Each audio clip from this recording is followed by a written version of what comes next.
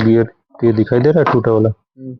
देखिए gear teeth 1 2 अभी तो विजिबल है, 2 टीथ टूटे हुए हैं, वो हल्का सा टूटा हुआ है। अब इस गियर को निकाल लिया गया है। ये देखिए एकदम क्लियर दांता टूटा हुआ दिख रहा है, नजदीक दिखाई दे रहा है।